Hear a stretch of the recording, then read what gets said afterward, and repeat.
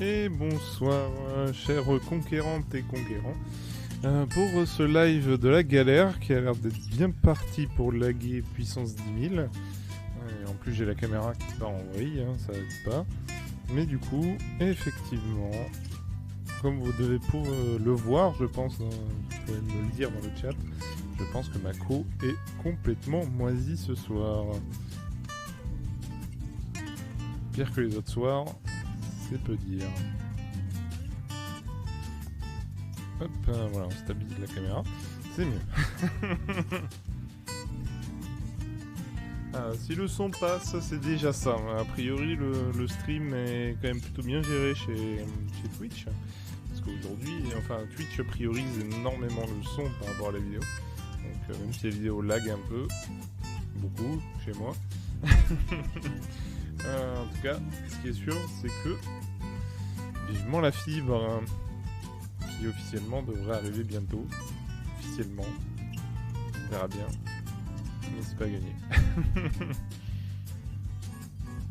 Bon, en tout cas, bienvenue à tous. Hein. Alors, j'avoue que là, j'ai un souci pour suivre ça. Alors, donc, qui est en ligne du coup? Donc, Bulgarat, bah oui, tiens, ça faisait longtemps que tu me disais sur Discord que t'avais passé, bah voilà, tu as réussi, bravo. Bienvenue à 4013 aussi pour ce live.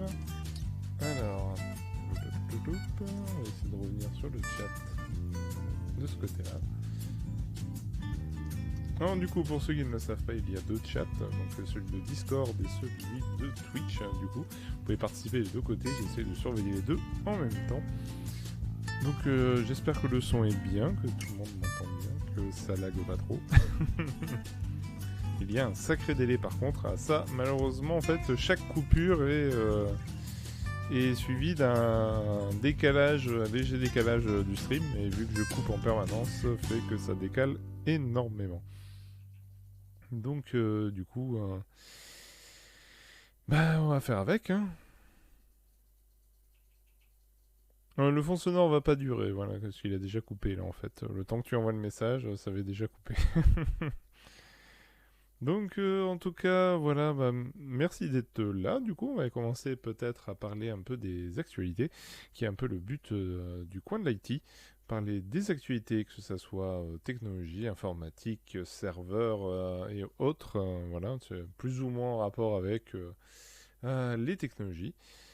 Après, n'hésitez pas à poser des questions en cas de besoin, parler d'éventuellement d'actualité. Il y aura peut-être un off après le live, si ma connexion le veut bien. Et voilà. Donc c'est parti. J'ai fait une petite upgrade de mon point de vue. Voilà. J'espère que vous pouvez dire en commentaire si vous préférez ce point de vue-là.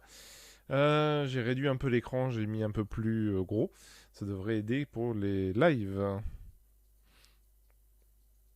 Donc faut dire merci à Inac hein, qui m'a recommandé cette disposition-là. Que j'ai réadapté un peu. Mais voilà. Donc commençons par le commencement, la première actualité que je souhaite traiter aujourd'hui, qui est du coup l'actualité du Starlink, parce que donc pour ceux qui ne savent pas, donc lancé avec SpaceX par Elon Musk, a pour but de couvrir la planète entière de mini-satellites basse altitude pour fournir Internet au monde entier par satellite.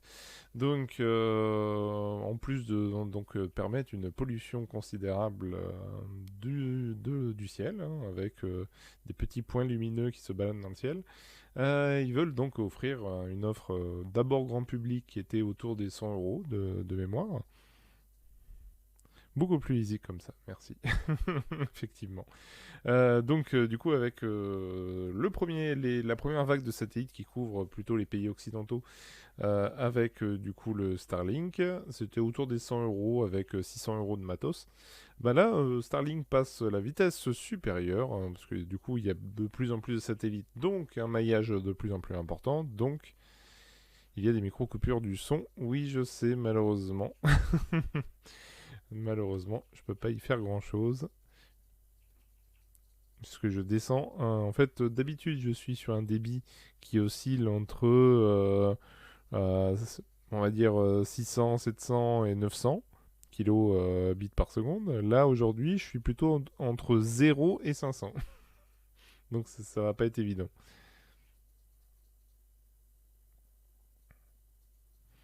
Ah, les laser tueurs de l'espace, oui, peut-être pas quand même. On n'en est pas encore là. En tout cas, pas avec le Starlink, hein. De toute façon, c'est pas les petits boîtiers qu'ils envoient qui vont permettre ça. Mais en tout cas, ce qui est sûr, c'est que cette offre, du coup, pour revenir sur cette actualité, Starlink propose une offre premium, beaucoup plus chère, 500 dollars par mois, avec un investissement matériel de 2500 dollars, ce qui tout de suite est beaucoup plus orienté professionnel, mais avec une bande passante qui monte à 150 mégas au plus bas, à 500 mégas au plus haut, ce qui donne quasiment l'équivalent de la fibre par satellite, ce qui est quand même une prouesse technique en soi, hein, parce qu'on est sur un débit équivalent à la fibre, bon, pas la latence, qui reste quand même relativement élevée.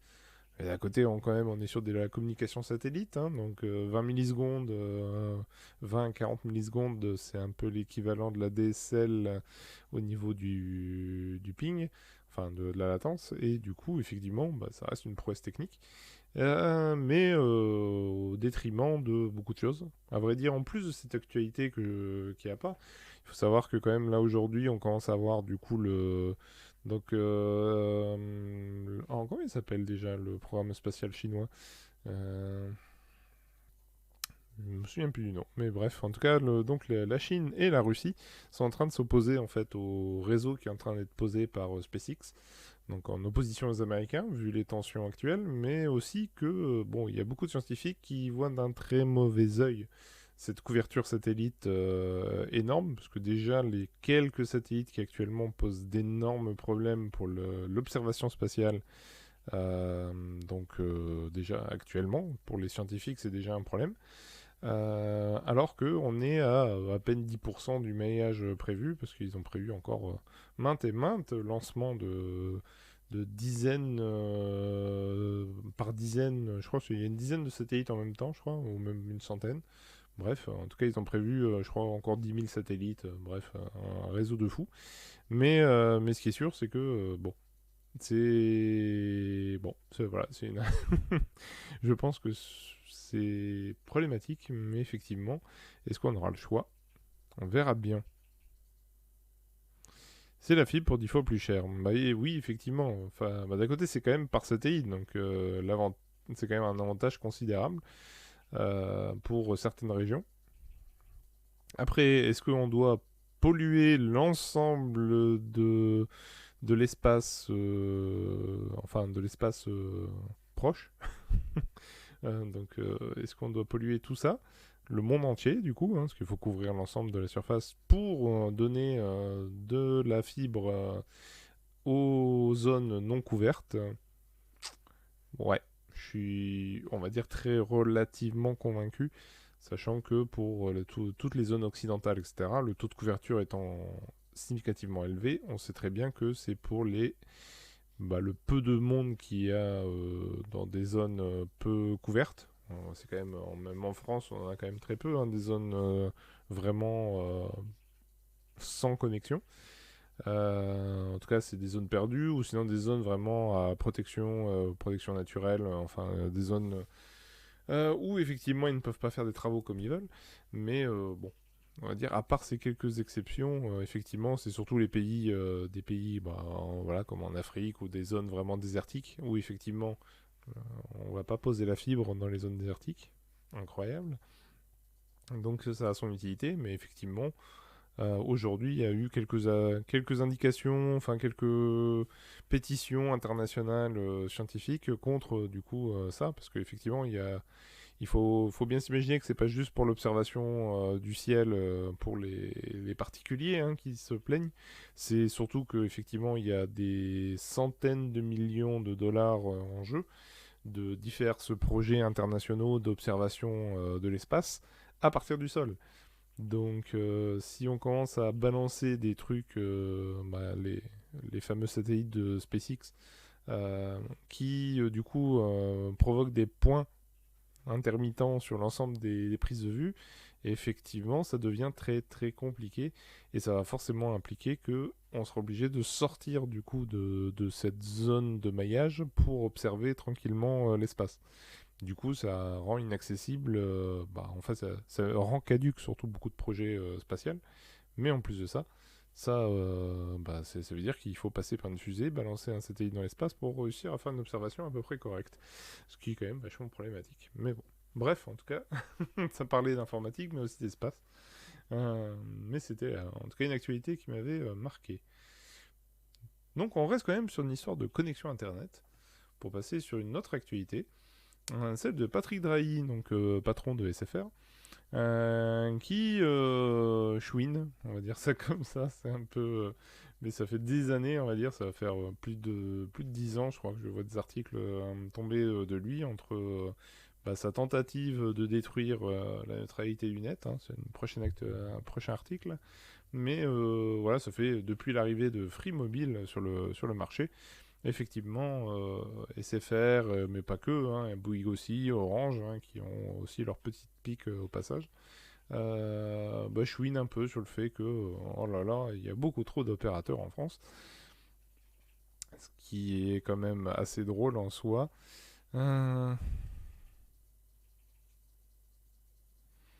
Oula, je vois qu'il y a un énorme décalage entre le chat et les... Je suis déjà passé sur l'actualité suivante. Bon allez, du coup, pour y répondre quand même, pour 4013, effectivement, l'observation spatiale est bien meilleure dans l'espace, parce que c'est beaucoup plus simple, beaucoup moins de pollution lumineuse, beaucoup moins de perturbations atmosphériques, vu qu'il n'y a pas d'atmosphère dans l'espace. C'est quand même un énorme avantage. Il faut s'imaginer quand même qu'aujourd'hui, les satellites, les télescopes sur Terre, en fait, ont tout un bardage de technologie pour essayer de contrebalancer les déformations de l'atmosphère. Donc effectivement, dans l'espace, il n'y en a pas besoin. L'inconvénient de l'espace, c'est que un miroir, ça coûte très cher à fabriquer.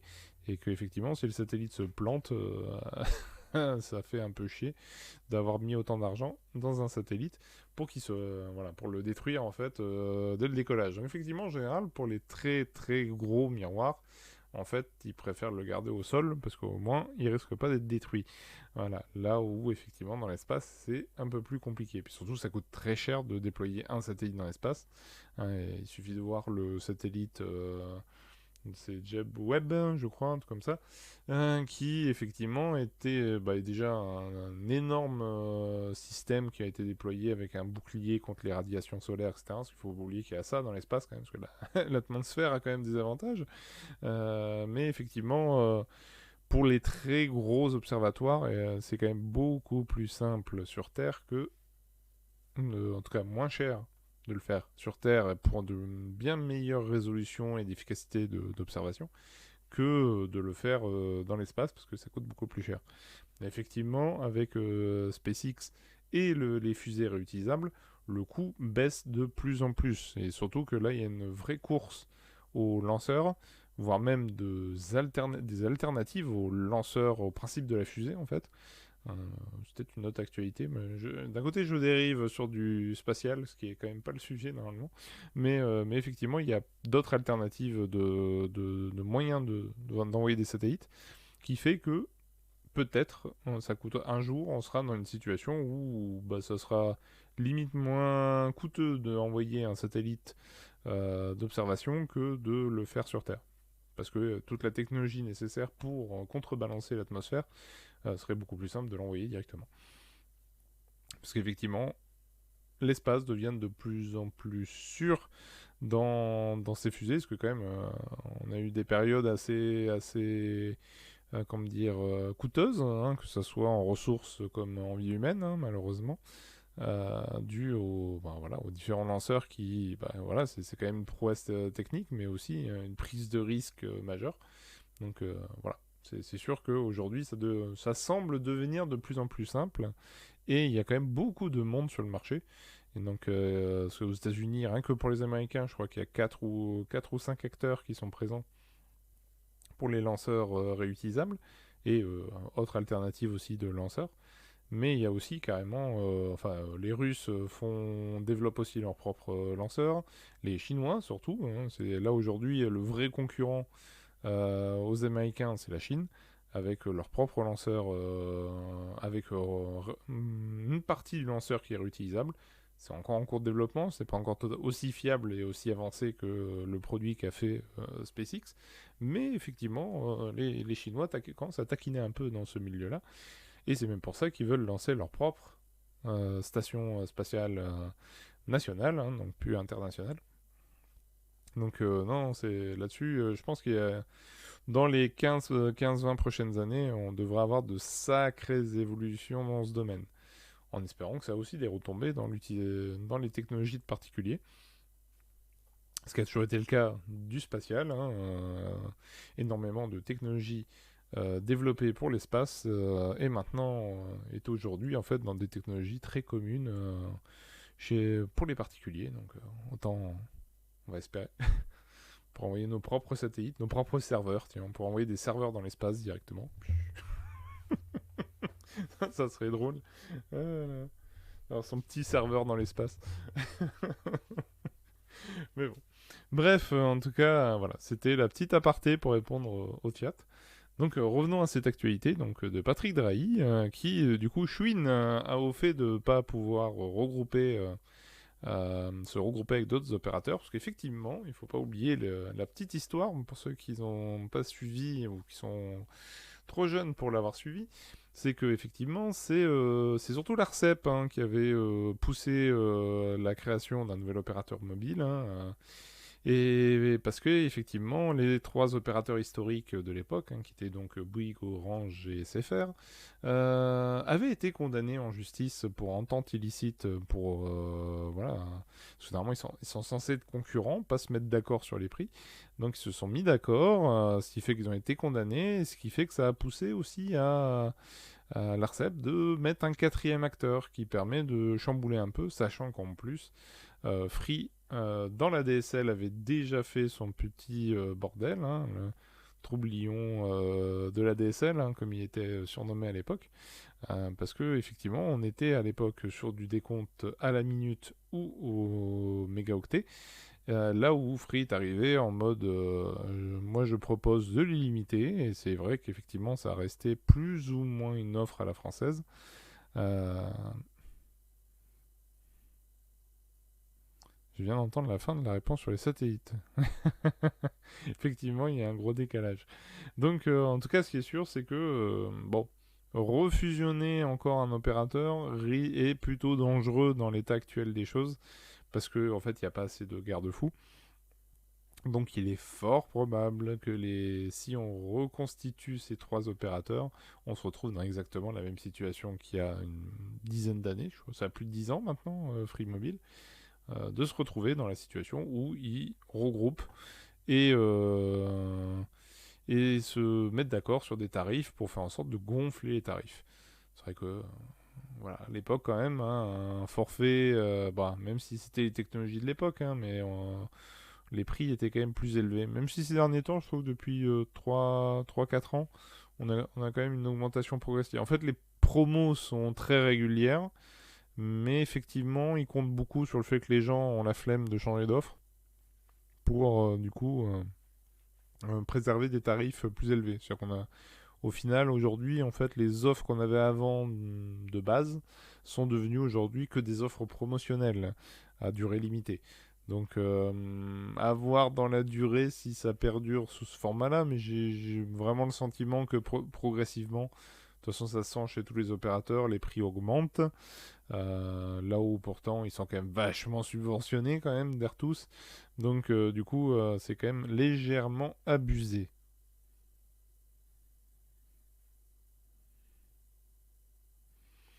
Oui, effectivement, pour Free, il y a également des conflits de milliardaires.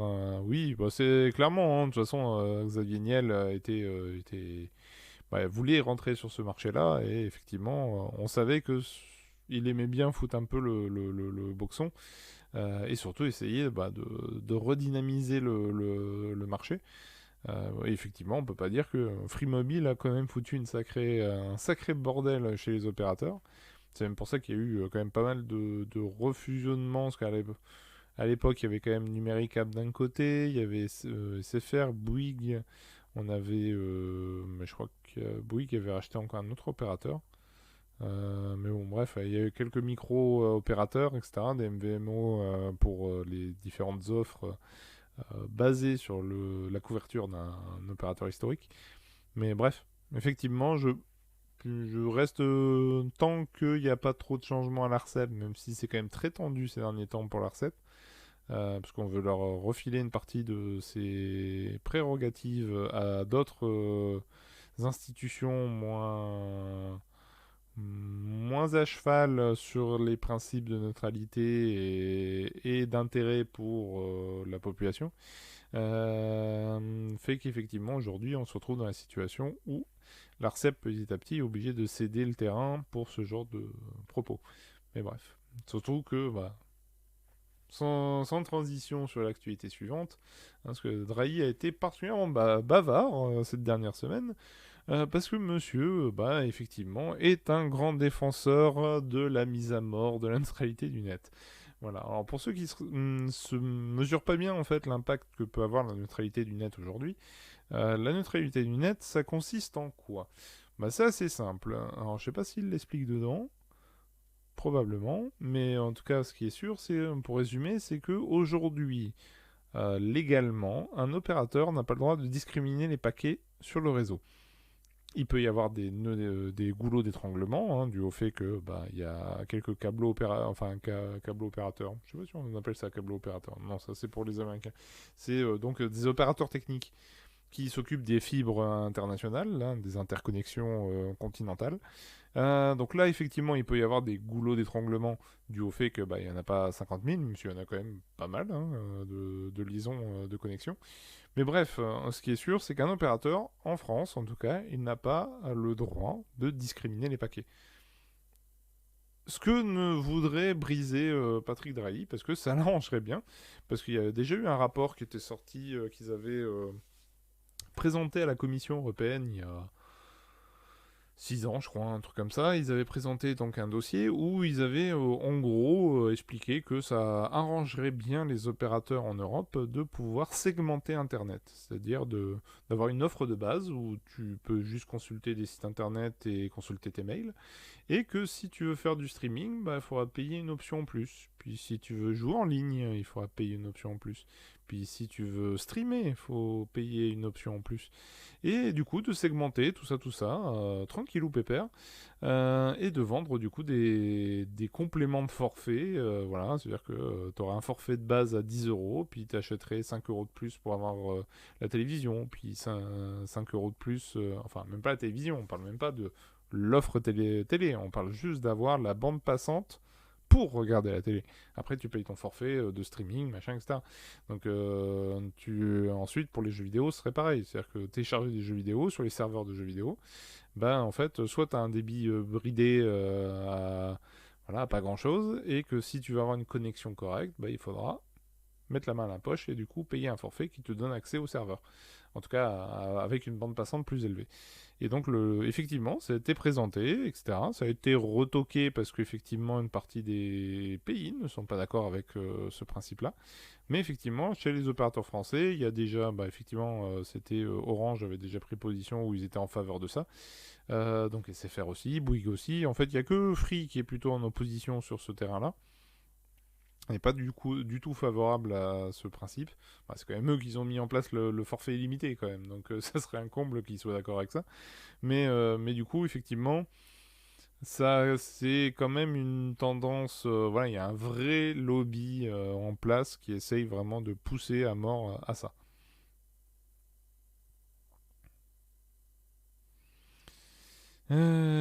C'est sûr que ouais, les forfaits épuisables, oui, oui, oui. Oh putain, c'est vrai que c'est vieux quand même.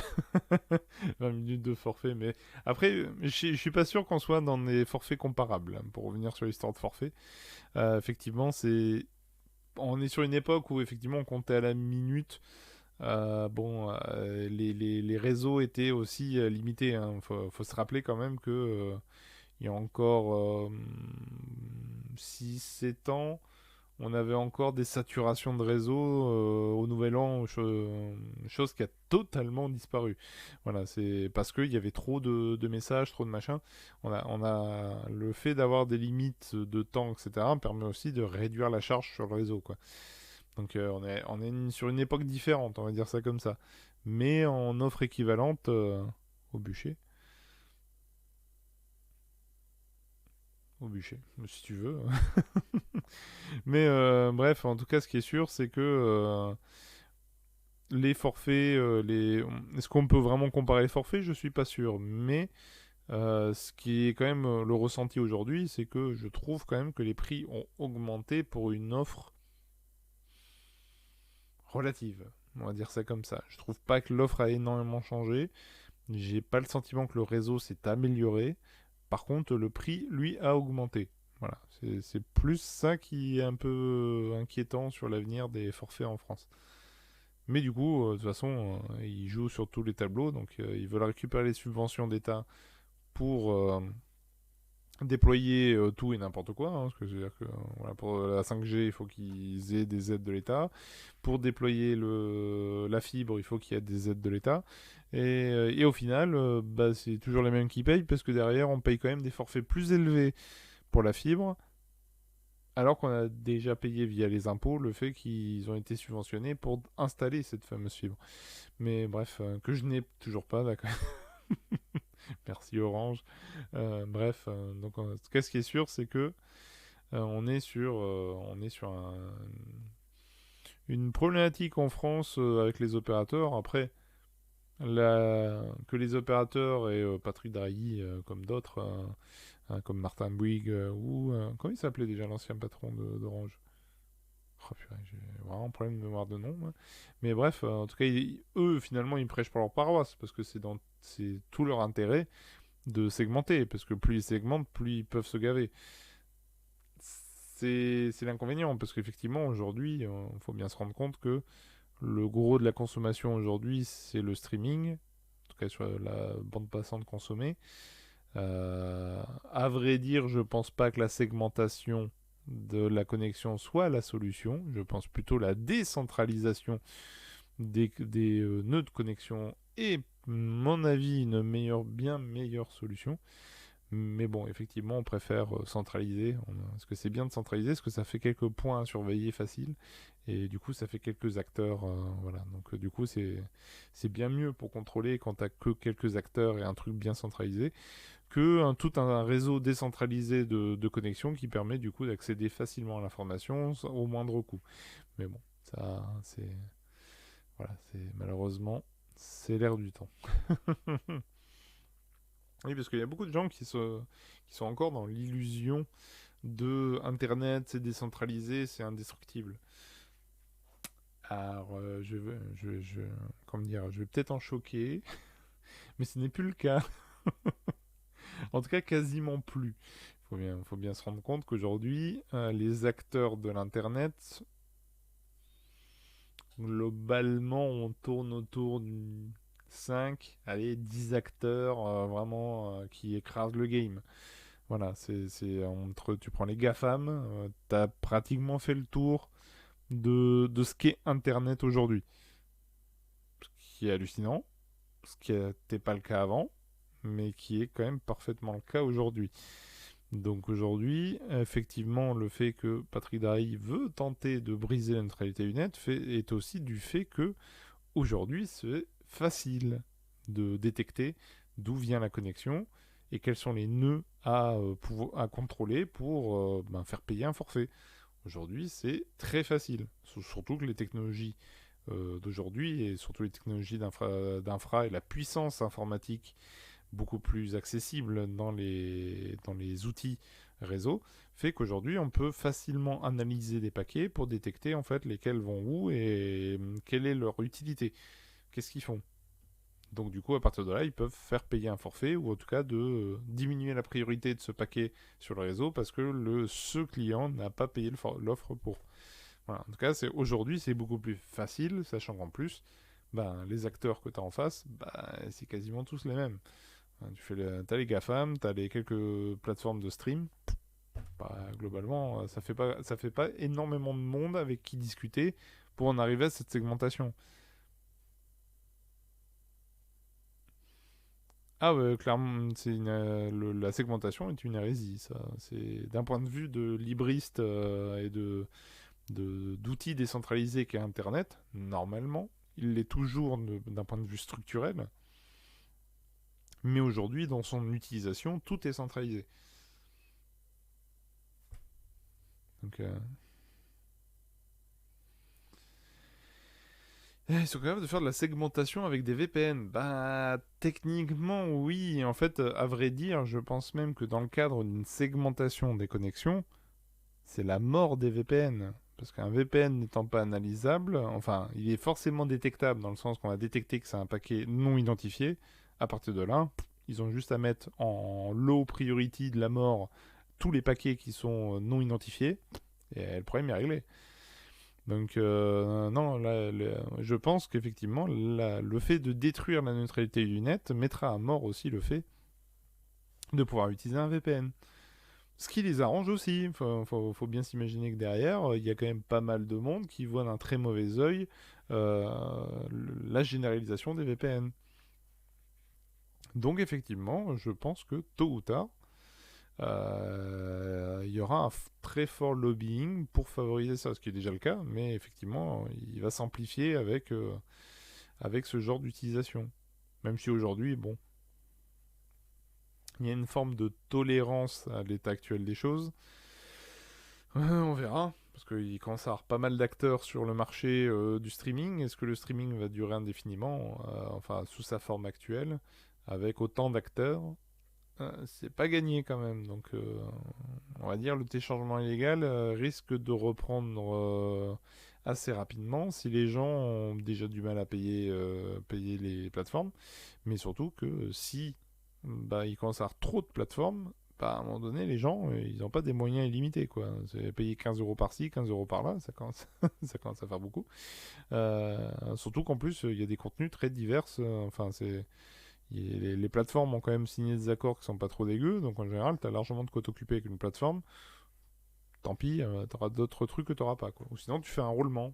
C'est un des problèmes qu'ils ont aujourd'hui, à vrai dire.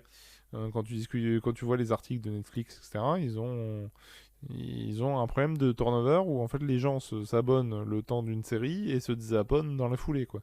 Donc effectivement, pour une plateforme comme Netflix, etc., eux derrière, ils ont le coût des serveurs qui, eux, lui est constant par contre. Bon, je pense qu'ils gagnent 10 000 fois plus que ce que coûtent les serveurs, mais et encore, c'est pas totalement, peut-être pas totalement vrai en soi. Enfin, tant que l'infrastructure est centralisée, effectivement, ça leur coûte moins cher. Si on commence à leur dire qu'il faut décentraliser, ça risque de commencer à coûter un poil plus cher. Mais ce qui est sûr, en tout cas, c'est que la neutralité du net garantit le fait que d'une, bah, n'importe quelle plateforme est accessible sans un surcoût. La deuxième chose aussi que ça implique, et ça c'est un peu l'effet qui se coule de ça, c'est qu'aujourd'hui la neutralité du net fait qu'un nouvel acteur est à égalité avec un ancien acteur. Parce qu'il faut bien s'imaginer quand même, on est quand même sur des négociations de gros sous. Hein, que ce soit Facebook, Google avec YouTube, etc. YouTube aujourd'hui signe des accords avec certaines plateformes. Ils avaient signé avec SFR, je crois, pendant un temps où ils offraient des offres, ils faisaient des offres mobiles avec vidéos illimitées sur YouTube. Voilà, donc aujourd'hui c'est déjà le cas. Ils font ce genre d'accord. Donc à partir de là, s'ils font ce genre d'accord, il faut bien s'imaginer que si la neutralité du net est mise à mort, il ne peut plus y avoir de nouvel acteur. Parce que le nouvel acteur n'a pas les moyens de signer des accords. Du coup, il ne sera pas prioritaire sur le réseau, et comme il ne sera pas prioritaire sur le réseau, bah, du coup, il aura un service de merde. Et comme il aura un service de merde, bah, du coup, personne ne l'utilisera. Donc, en fait, il y a un énorme intérêt de lobby à tous les niveaux de détruire la neutralité du net. C'est une des grosses problématiques. C'est pas pour rien il y a des associations qui essayent de se battre. Hein. Donc, Quadrature du Net, voilà, pour citer que. Mais voilà, il y a quand même il y a quand même beaucoup d'enjeux dans la simple neutralité du net.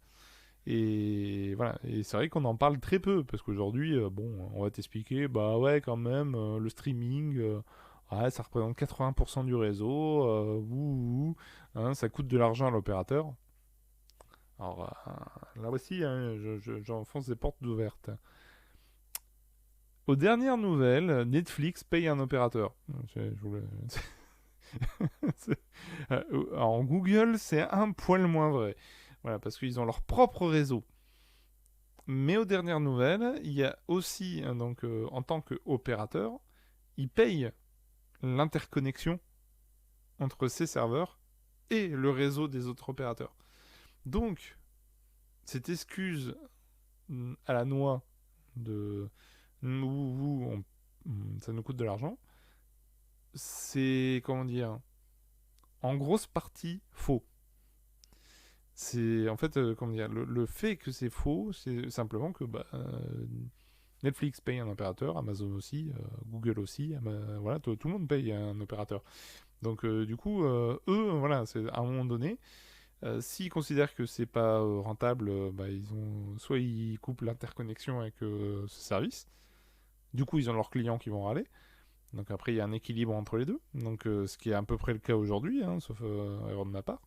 Le problème, en fait, c'est surtout que l'infrastructure en France n'est pas conçue pour gérer les pics de charge.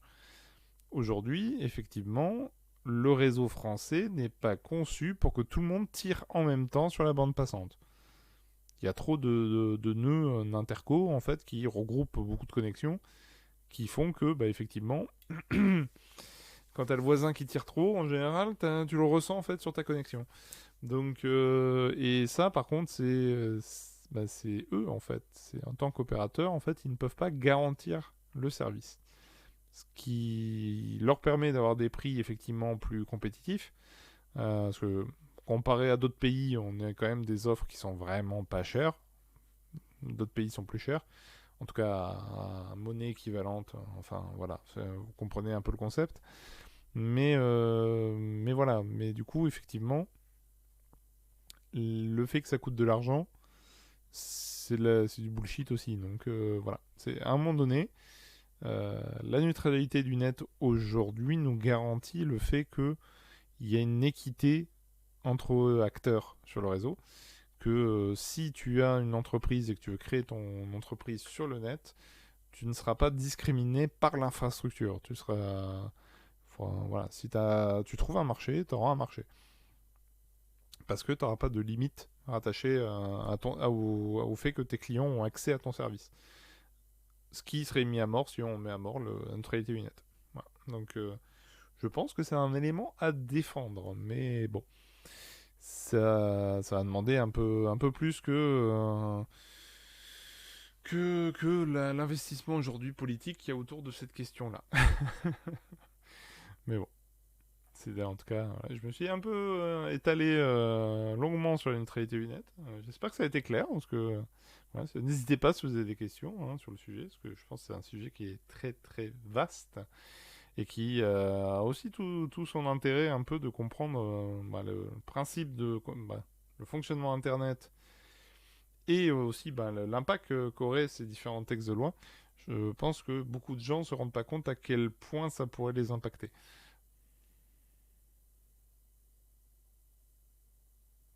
Mais effectivement, ouais, je pense que peu de gens se rendent compte en fait de l'impact que ça aurait.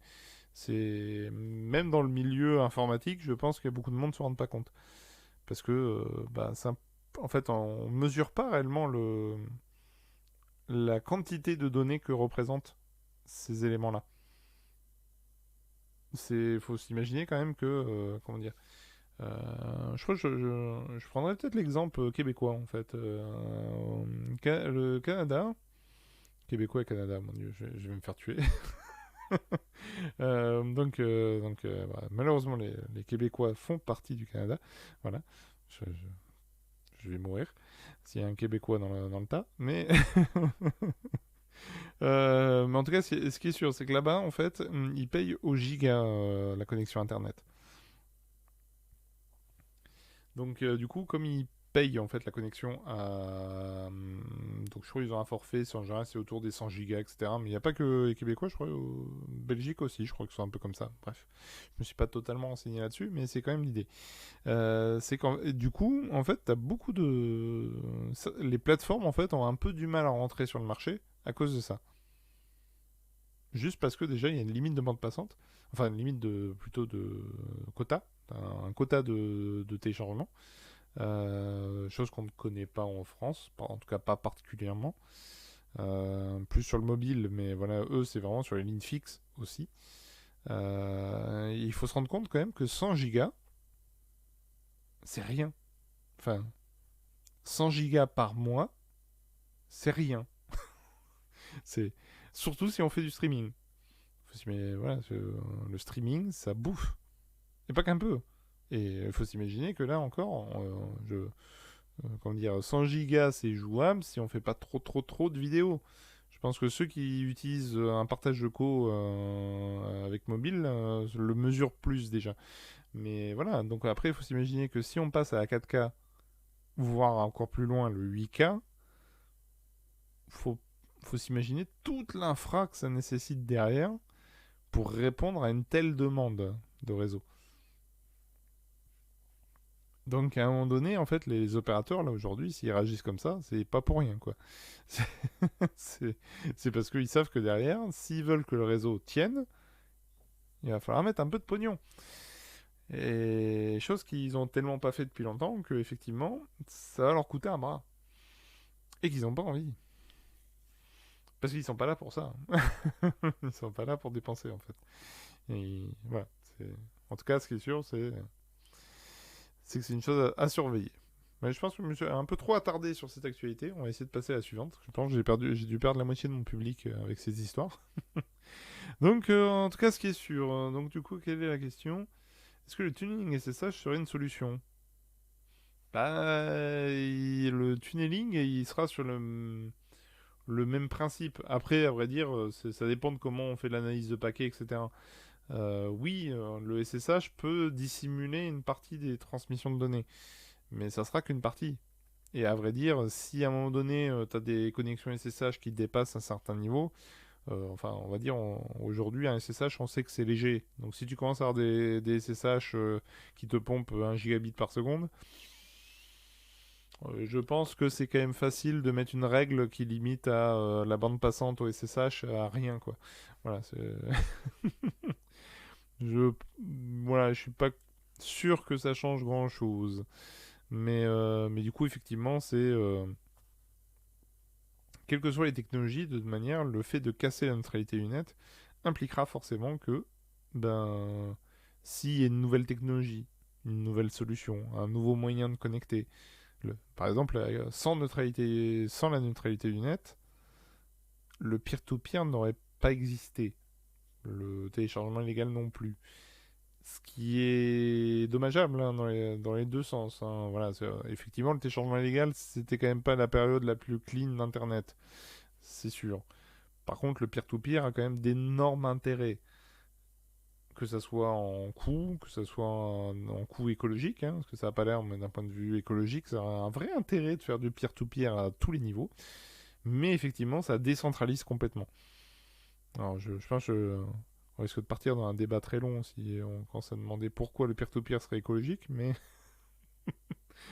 c'est juste que c'est des effets de bord en fait. C'est juste que entre avoir un paquet qui part de chez toi et qui va jusqu'à ton téléphone qui est à 500 mètres et avoir un paquet qui va jusqu'au serveur parisien et du serveur parisien il revient chez toi parce que ton mobile est à côté de toi, je pense que c'est plus économique quand même d'avoir un téléphone qui communique en local que d'avoir toute cette liaison. Et on parle même pas des serveurs américains, de la redondance, machin, etc. Bref, je parle même pas de toute la consommation qui est à côté de ça. Donc, mais clairement, si on avait plus de serveurs décentralisés, je pense que l'architecture réseau serait beaucoup plus fiable, stable, et les opérateurs auraient beaucoup moins de coûts et de nœuds, de goulots d'étranglement sur l'infra. Mais, euh, mais en tout cas, ce qui est sûr, c'est que il faut préserver la neutralité du net. Je pense qu'on va rester sur cette conclusion-là et passer à l'actualité suivante.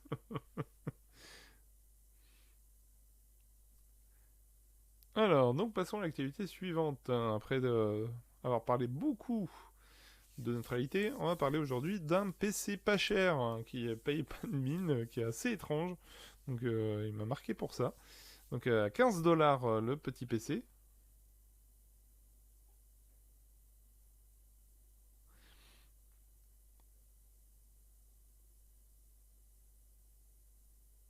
Donc c'est ennuyeux pour beaucoup les effets de bord. Oui, oui, j'imagine. Ouais. Bon, en tout cas, pour revenir sur cette actualité, donc un PC bon, viable, hein, moi, clairement pour 15 dollars, faut pas espérer un miracle, hein. Donc on est surtout sur une très très très très petite machine. Un petit GPIO, etc. Je pense qu'on est même en dessous. Alors je vérifie un peu, mais effectivement on est sur une config de... Bon, c'est quasiment l'équivalent d'un Raspberry Pi 1. Parce que le Raspberry Pi 1 il était à 500 MHz. Donc on est vraiment sur une petite machine. Et là en fait ils ont fait en gros un setup avec clavier pas souris, hein. Je crois pas qu'il y ait une souris là-dessus, hein. Et qui permet du coup d'avoir un écran énorme de 240 pixels par 320. On est très très loin de la 4K, mais vraiment très très loin. D'un côté, avec 500 MHz, il faut pas espérer plus, hein, parce qu'on a 500 MHz, on est quand même on est 20 ans, 25 ans en arrière sur la technologie. Donc, effectivement, c'est pour quel usage? Je pense aucun. Voilà, c'est pour être honnête, je pense que ça n'a aucun usage à part de faire plaisir à des bidouilleurs, hein. Voilà, je pense que le seul marché de niche visé par ce genre de produit, c'est les bidouilleurs de l'extrême. Le mec qui va bidouiller pour essayer d'en faire quelque chose, par principe. C'est un peu l'idée, je crois. Alors, j'avais vu ça où? Des mecs qui faisaient tourner Doom sur des smartwatches ou des trucs comme ça. C'est vraiment les mecs ils s'emmerdent un peu. Voilà, alors, c'est pas péjoratif, hein, c'est vraiment c'est des mecs qui voilà, ça les éclate, hein. Alors, bon, je critique pas, hein, pour avoir passé des années à faire de l'administration système juste pour le plaisir de faire de l'administration système. Je conçois que ça peut avoir son petit délire, son petit intérêt d'avoir son petit PC portable. Là, on n'est même plus dans l'ultra portable, là, on est dans le mouchoir de poche portable de PC, quoi. Donc, voilà. Ah, ouais, par contre, rectification, il y a quand même possibilité de mettre une souris. Parce qu'il accepte un port USB. Et il a l'UFI. Moi, c'est un Raspberry, quoi. Voilà, sauf que c'est un Raspberry 1 avec les quelques fonctionnalités du Raspberry Pi 4. Voilà, c'est en gros, ça se résume à ça. Après, voilà, je pense que ça n'a aucune utilité, à part que, bon, bah voilà, ça peut être drôle. Moi, je pense qu'il y a des Linuxiens que ça doit bien faire délirer ce genre de truc. Je me souviendrai toujours d'un collègue en BTS qui était on va dire, le précurseur des premiers. C'était les premières générations d'Android et qui te bidouillait en permanence. Il était en mode console sur le téléphone. Voilà, c'était. Ouais, c'est que quand t'aimes bien bidouiller comme ça, c'est éclate, quoi. Enfin, je conçois. Je conçois l'éclate que ça peut avoir. Mais ça n'a aucun intérêt. Voilà. C'est vrai, ça se résume à ça. Après, ouais, c'est comme. Normalement, voilà, j'ai ma petite collection. Ah, bah voilà, voilà, j'en ai un, deux, voilà. Voilà, j'ai aussi succombé, alors je m'aligne, voilà, j'ai succombé au Raspberry. Donc j'en ai quelques-uns, et comme vous pouvez le voir, bah, on va dire c'est bien, c'est marrant 5 minutes. Je sais que j'avais fait un NAS avec celui-là.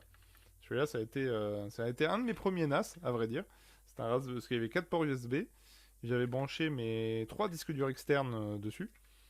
Et voilà, j'étais très fier de ce truc-là. Par contre, j'avais un débit une bande passante, enfin, sur les disques de merde, parce que en fait, le contrôleur USB du Raspberry est pourri. Enfin, il est pourri. Il est pas super performant, donc du coup, il galérait à mort en fait pour gérer les 4 ports USB. Parce que là, c'est un Raspberry Pi. Je crois que c'est un 2. Je crois que c'est le 2 celui-là. Mais je suis même pas sûr. Je crois qu'ils avaient fait un Raspberry Pi 1 spécial avec 4 ports. Je crois que c'était ça. Donc c'est ridicule en puissance. Et du coup, bah, mon NAS, il ramait le steak, quoi. Donc je crois que je pouvais à peine regarder des vidéos avec, parce que j'avais pas assez de bande passante sur le disque. Donc voilà, quoi. Mais j'étais très fier d'avoir bidouillé mon Raspberry pour faire un NAS. Voilà, c'est... Donc voilà, donc je pense que voilà, c'est la limite d'utilisation de ce genre d'appareil, c'est juste le bidouilleur qui va se faire plaisir avec ça. Après, quelle dimension? Mais je crois qu'il est tout petit ce machin. Il fait Est-ce qu'ils le disent dans la doc? Alors l'écran il fait 2 pouces 3, ce qui est pas bien gros quand même. Alors, j'ai pas le détail. Alors attendez, est-ce qu'ils m'ont fourni ils ont fourni les sources? Bah voilà, ça c'est beau ça, des petites sources, hein. Donc alors, donc voilà, ouf. Ah purée, j'avais même pas vu 32 mégas de DDR. 32 mégas. 32 mégas. Ah, c'est magnifique. Je... Wow, ça faisait longtemps que j'avais pas vu un PC aussi bas quand même, hein. Donc, ouais. Bon, les touches, ok. Ah, il fonctionne à pile. Ouais, avec une batterie. Mais on peut mettre deux piles A, hein. Alors, est-ce qu'il file des dimensions du coup? Alors là, c'est la liste des composants. C'est pas clairement défini. Alors. Ouais, je pense qu'il n'y a pas 50. Vache. Alors. Donc là, on peut mettre une SD card, ce qui est quand même un minimum. Donc où est-ce qu'il est? Donc là, ils redisent la RAM. 32 mégas, quoi. Euh, Et du coup, bah non, il donne pas la dimension. Bon, après, 2 pouces et demi, tu sais que déjà, c'est pas bien gros, hein, donc voilà, à mon avis, je pense, si une machine doit faire 5 centimètres, le bout du monde, quoi.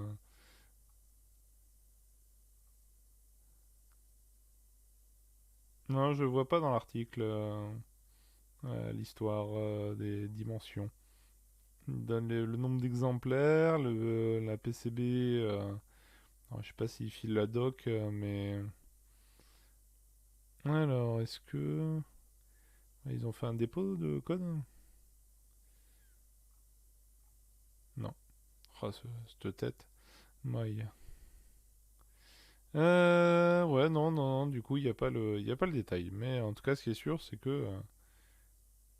Franchement, quand tu vois. Voilà, on le voit le port USB là, quand même, hein, donc. Quand tu. Voilà, le port USB, voilà, on est sur ça. Voilà.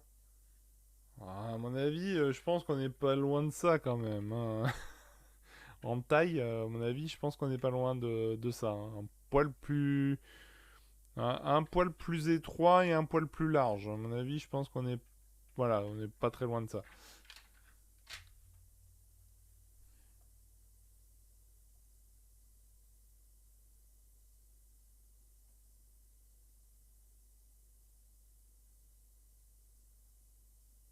Oh la vache. Euh, tu es en forme, Bulgarate. Ou l'inverse, je sais pas trop. Euh, Donc, du coup, ce qui est sûr, voilà, c'était la petite machine de bidouilleur de l'extrême. Moi, ça m'a fait rire en tout cas. Alors, du coup, passons à une autre actualité, parce qu'il est déjà 23 heures, c'est pas mal déjà. Alors, du coup, je sais pas si vous avez suivi cette actualité qui était rattachée à Tesla, du coup.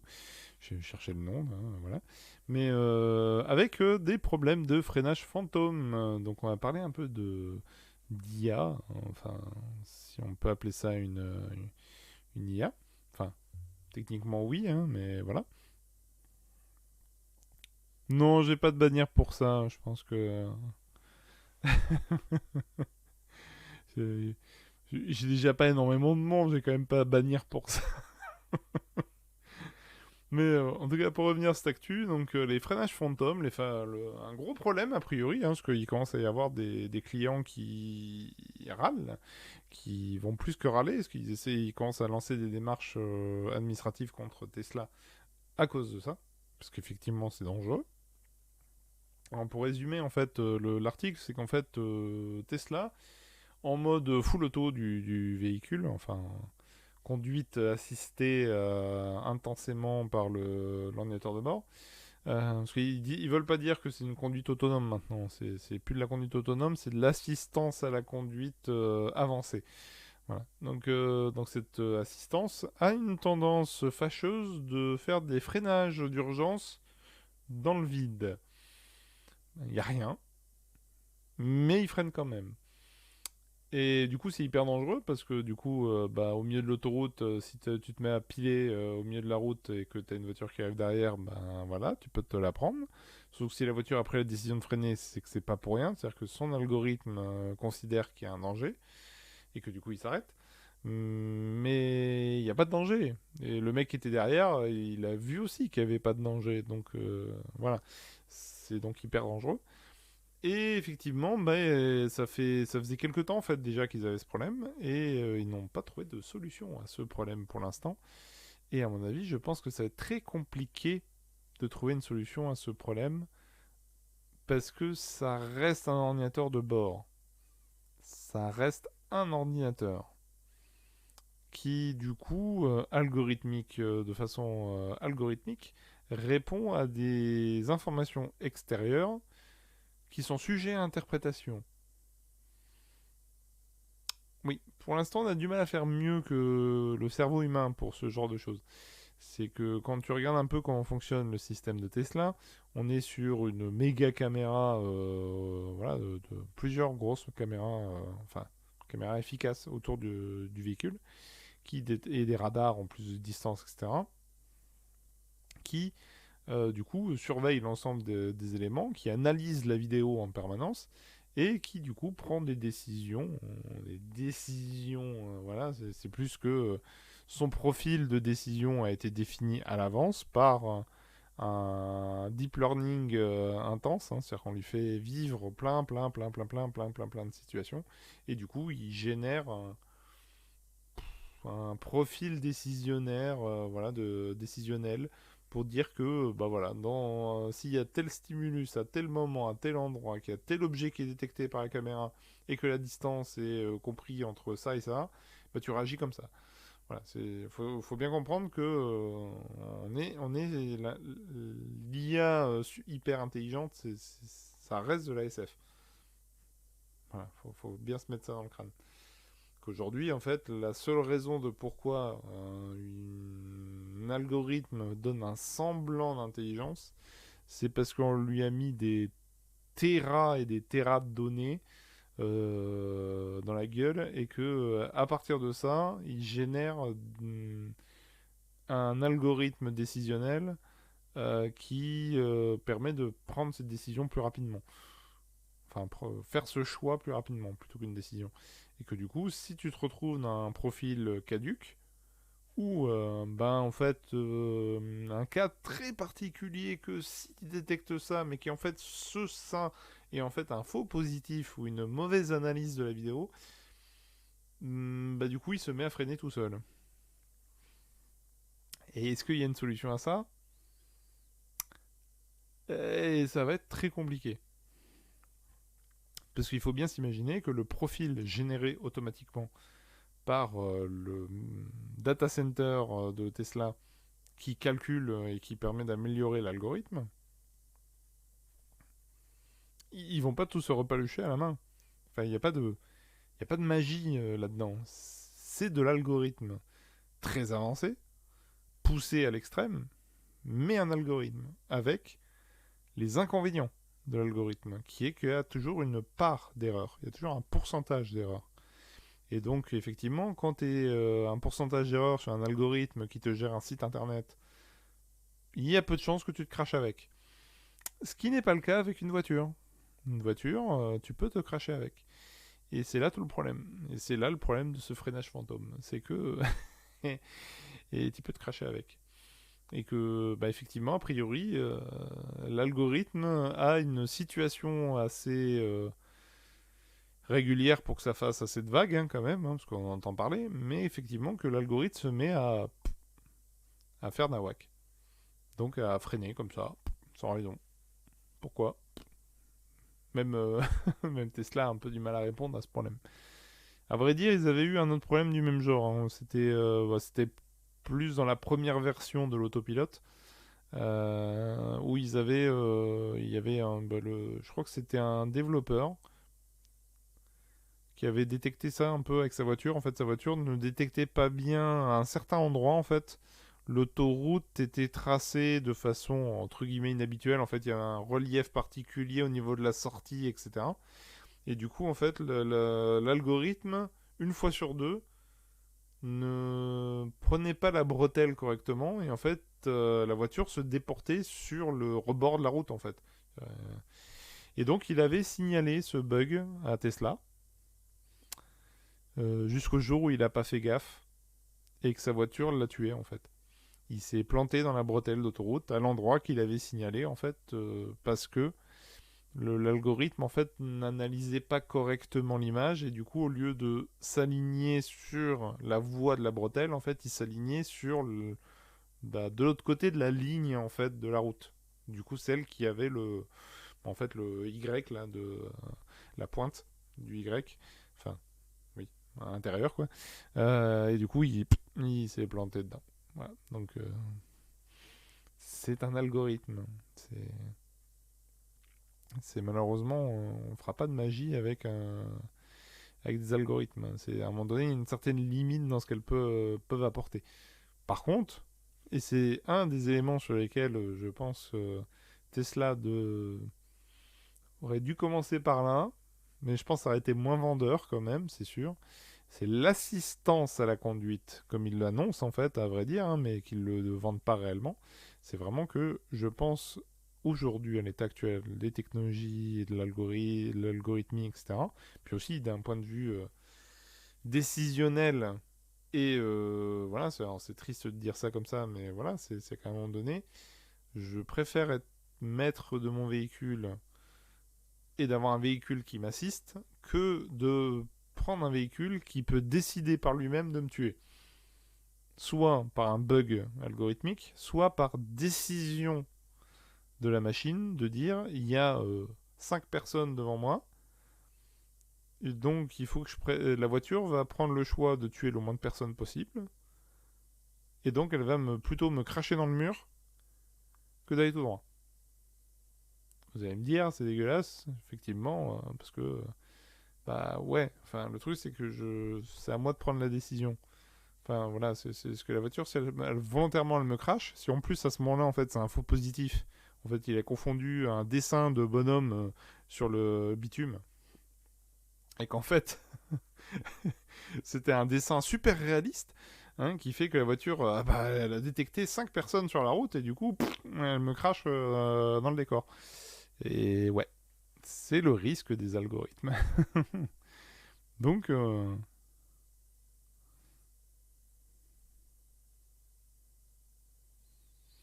algorithme peut apprendre. Bah, oui, techniquement, l'algorithme peut emmagasiner plus de cas. Mais il n'a pas plus d'intelligence qu'une liste de cas maîtrisée.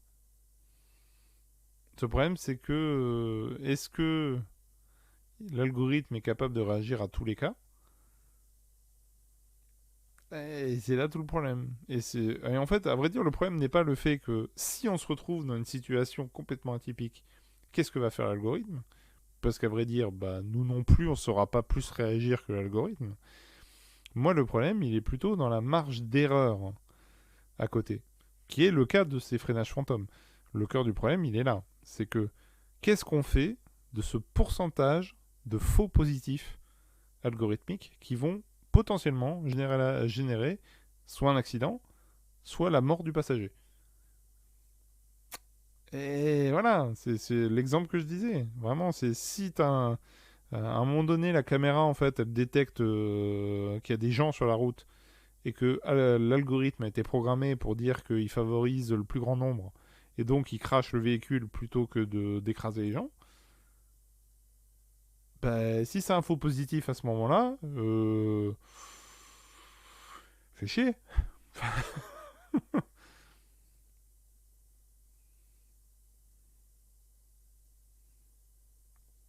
Ah, mais clairement, c'est le cœur du problème. C'est effectivement, aujourd'hui, une IA marche. Enfin, l'IA a une capacité d'analyse, etc., qui va permettre de favoriser certaines décisions. Mais c'est quand même pas simple.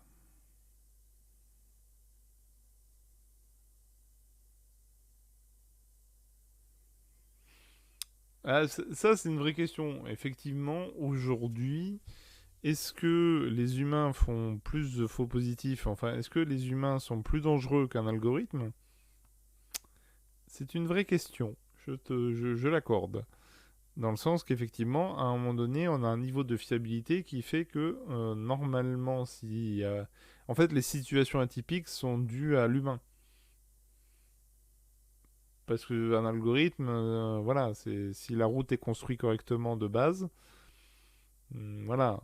Après, est-ce que c'est une bonne chose? Bah, effectivement, là, il y a un vrai débat voilà. Mais après, est-ce qu'on considère qu'aujourd'hui, l'avenir du véhicule, c'est qu'il soit autonome? Oui, enfin, c'est quand même compliqué, en fait. Je suis pas convaincu. Personnellement, je suis plus dans le principe de dire qu'une IA ne doit pas être capable de prendre ce genre de décision et que l'utilisateur doit être assisté. Je suis plus favorable à ça que vraiment l'automatisation full décisionnelle. Parce que ça implique plein de questions éthiques rattachées au fait que est-ce que le véhicule, c'est algorithmiquement, enfin voilà, si tu achètes une Tesla vraiment autonome, là, ce qui n'est pas le cas aujourd'hui, parce qu'aujourd'hui, si elle a une situation de danger, elle te dit allez démerde-toi, prends le volant. Bon, c'est encore plus dangereux que la situation. Voilà, déjà que tu as une situation de surprise, c'est qu'en plus, tu as la surprise qu'elle te file le volant alors que tu n'étais pas vraiment attentif à la route. Bon, c'est même pour ça qu'ils ont arrêté de l'appeler autopilote, hein, mais voilà. Moi, aujourd'hui, je trouve que le système de Tesla est plus dangereux que ce qu'elle est censée apporter. Par contre, effectivement, si on avait un algorithme et un système de caméra, un moyen de visualiser la route de façon plus évoluée et de façon plus voilà, une réalité augmentée, hein, à vrai dire, hein. C'est un des éléments.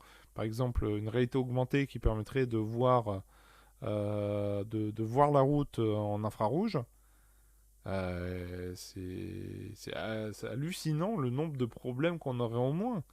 Enfin, aujourd'hui, en l'état actuel des choses, pour habiter un peu à la campagne, entre guillemets, hein, bon, je suis à une demi-heure d'Aix, hein, donc la campagne très relative, mais comment dire, vu le nombre de sangliers que je croise dans les champs quand je prends la voiture pour aller à la ville d'à côté, une simple vision infrarouge en réalité augmentée éviterait énormément d'accidents.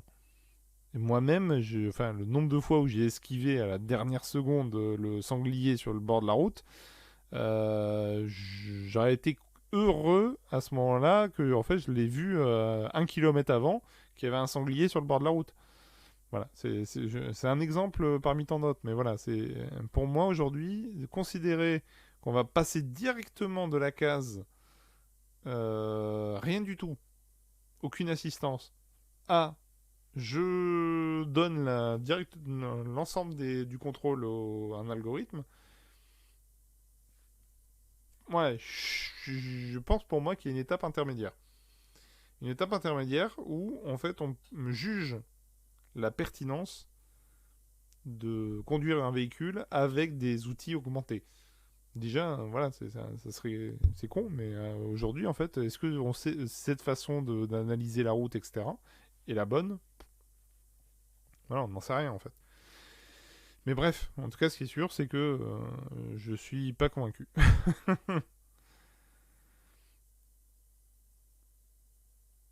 Bah, comme, oui, la majorité des accidents sont générés par des erreurs humaines. D'un côté, à part des humains, il n'y a pas grand monde qui conduit. Donc s'il y a une erreur, c'est forcément une erreur humaine. Je- Mais c'est à l'image de ce que je dis. C'est le problème aujourd'hui, c'est que l'humain est imprévisible. C'est un des éléments de conduite hein, aujourd'hui. Enfin, moi en tout cas, aujourd'hui. Moi en tout cas, ma façon dont je conçois l'apprentissage de la conduite et comment je conduis entre guillemets, c'est que j'essaye au maximum d'être prévisible. Autrement dit, si par exemple, je fais une connerie sur la route, voilà, par exemple, en fait, voilà, j'ai fait une connerie, je me suis déporté, machin, etc. Il faut savoir qu'en fait, une partie des accidents qu'il y a sur la route, par exemple sur l'autoroute ou ce genre de choses, en fait, c'est les gens qui vont d'un seul coup faire un gros coup de volant pour essayer de se remettre en fait sur le bon truc. Le problème, c'est que le mec derrière, lui, il n'a pas calculé le fait que tu allais d'un seul coup mettre un coup de volant. Ça il l'a pas vu. Donc, il pouvait pas le deviner. Et donc, en général, ça provoque des accidents. Être prévisible, c'est un élément clé. Et le problème, c'est qu'un algorithme, alors, il est prévisible jusqu'à un certain niveau. Et comme on le voit, bah, dans certains cas, il est plus dangereux qu'autre chose. Donc après, comme le fait certains constructeurs, hein, aujourd'hui, on a des algorithmes qui permettent de limiter les débordements sur la route. On a des algorithmes de détection de véhicules qui permet du coup de faire avec les radars un ralentissement du véhicule en approche d'un autre véhicule. Et c'est des trucs qui fonctionnent aujourd'hui déjà, qui sont opérationnels depuis longtemps et qui sont déjà au point. Donc après qu'on ait des outils qui permettent voilà, d'augmenter, comme je disais, hein, avoir une vision infrarouge de nuit plutôt que d'allumer des phares, pourquoi pas? Enfin franchement, si on avait une projection infrarouge, etc., ça serait génial. Aujourd'hui on a les casques verts, alors c'est sûr que pour l'instant on est encore au début du vert, mais pourquoi pas? Moi moi limite ça me choquerait pas d'avoir un peu des lunettes... Bon, peut-être pas comme HTC, là, ce qu'ils ont fait un truc bizarre, là, hein, les gros machins comme ça, là, bon, bref, voilà, mais des lunettes un peu plus propres, ou même, il y avait la Google Glass, hein, qui était vraiment avec un truc devant les yeux.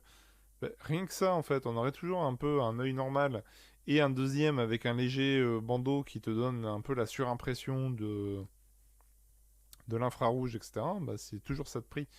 En tout cas, pour résumer ma pensée, je pense qu'aujourd'hui, donner la priorité sur l'IA, qui décide à notre place, est plutôt une mauvaise idée de commencer par là. Je pense, à mon avis, que ça aurait été plus pertinent de commencer par l'assistance à l'utilisateur.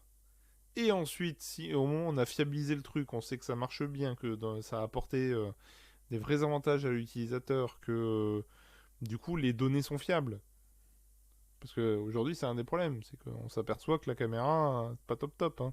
Voilà, parce que je peux citer un autre accident qu'il y avait eu avec une Tesla, qui avait confondu en fait un camion qui était en travers de la route avec le ciel. Parce que le camion était blanc, et que le ciel était un peu gris-blanc, donc du coup, non, c'est bon. Il y a le ciel devant, c'est bon, tu peux foncer. Du coup, la voiture a même pas freiné devant le camion en fait. Voilà, c'est. Est-ce que c'était prévisible? L'algorithme a trouvé que c'était plus pertinent de dire que le camion était le ciel qu'un camion. C'est donc pour ça que je dis que algorithmiquement, enfin, c'est à mon avis, je pense que avoir toujours un contrôle humain qui permet de dire, bah attends, là l'algorithme il a merdé, il a détecté il a dit que c'était le ciel alors qu'en fait j'avais un camion au travers de la route. Bah voilà, c'est des trucs qu'on aurait emmagasinés, des expériences enregistrées par le système de bord, etc., qui permet ensuite de améliorer l'algorithme. En tout cas, je le vois plus comme ça.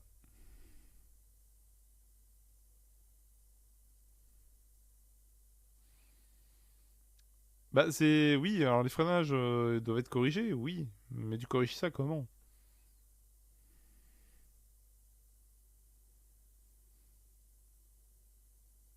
Bah après, c'est voilà, c'est toujours un peu fluctuant. Le problème d'apprentissage, en fait, cette technologie en elle-même qui est qui est problématique. Enfin, qui est problématique. C'est pas un problème en soi. C'est juste que on est sur sur une conception. J'ai quand même un sentiment, moi, qu'on a une vision idéalisée de l'algorithme qui peut résoudre tous les problèmes. Voilà, j'ai du mal à croire que le système soit aussi fiable. En tout cas, voilà, c'est un peu le sentiment que j'ai. Après, faut pas oublier que voilà, aujourd'hui les Tesla, ça marche un peu pas sur toutes les routes, ça marche pas tout le temps correctement, c'est pas activé sur toutes les routes. Voilà, il y a plein de choses qui déjà, c'est pas forcément top pour ça. Mais aussi que, comment dire, aujourd'hui une partie des accidents sur la route sont soit un problème d'infra aussi, soit la vitesse, mais qui est due à bah, soit des comportements, soit au fait que bah, c'est un des textes de loi qui a été voté, hein, c'est qu'aujourd'hui ils rendent obligatoires les limiteurs de vitesse. Incroyable. Enfin moi c'était une des premières questions que je m'étais posée quand j'ai eu le permis. Pourquoi les voitures sont pas limitées à 130 km/h? Vu que la limite maximale autorisée en France c'est 130. Alors je sais que je vais me faire taper sur les doigts par la moitié des gens qui ont une voiture, mais moi je voilà, pourquoi? Enfin, pourquoi on fait des voitures qui peuvent monter à 300 km/h voilà. Enfin, 300 c'est peut-être beaucoup quand même, mais qui font des 200, 250 km/h facile. Bah pourquoi? Enfin, il n'y a aucune route qui les autorise. C'est voilà, voilà. Pour moi voilà. Donc tu élimines le problème de vitesse.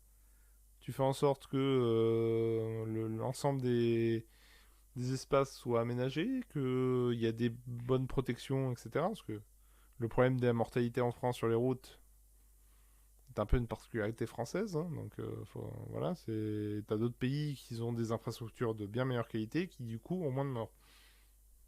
Donc voilà, la mortalité en France par rapport à ça, voilà, c'est quand même une particularité.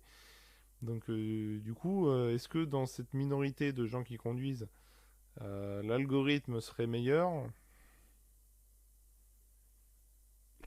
Ouais. J'avoue qu'effectivement, il faudrait peut-être voir les chiffres, mais je suis pas convaincu.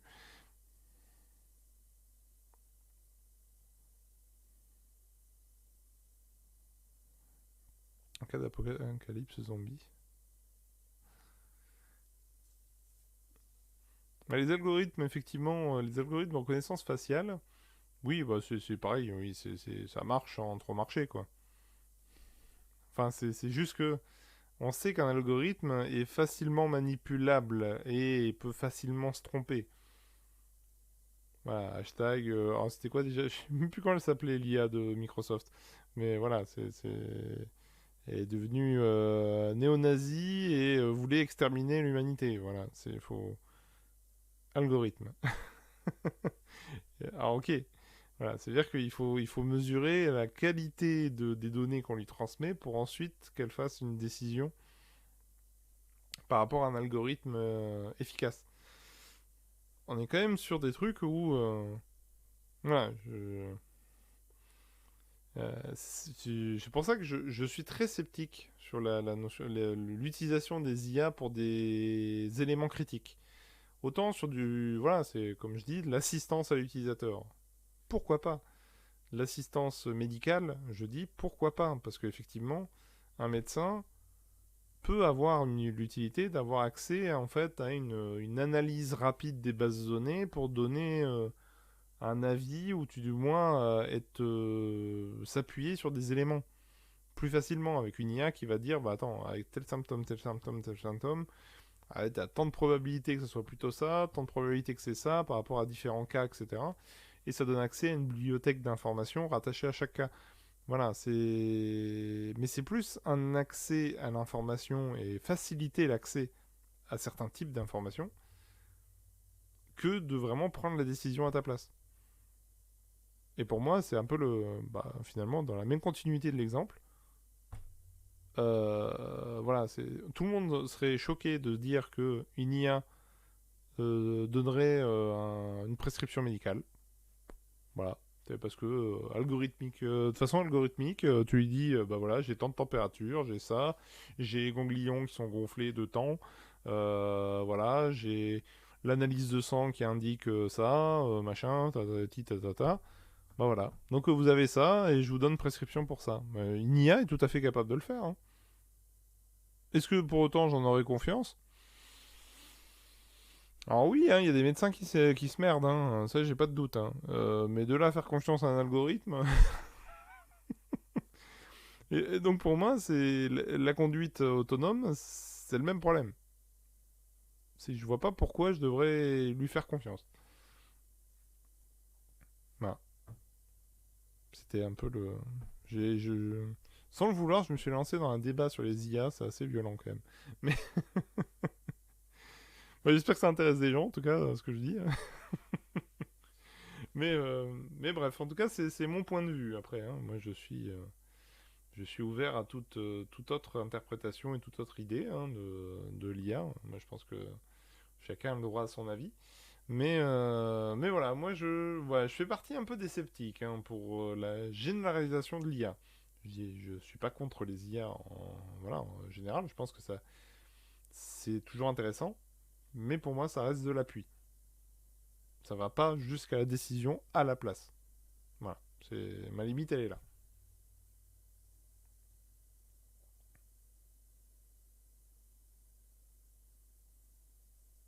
Hmm. Oui, les biais dans les jeux de données, oui, bah c'est effectivement un algorithme, il peut faire le lien entre des éléments que nous on sait d'office, en fait d'office on considère comme faux, parce qu'on a tout un acquis, tout un travail, voilà, avec des années d'expérience qui font que on en arrive à dire que bah ça c'est plutôt vrai, ça c'est plutôt faux. Mais un algorithme l'a pas, lui il part de zéro à chaque fois. Donc oui, effectivement, les billets peuvent avoir un billet algorithmique, enfin de statistique, peut induire en erreur euh, le résultat décisionnel.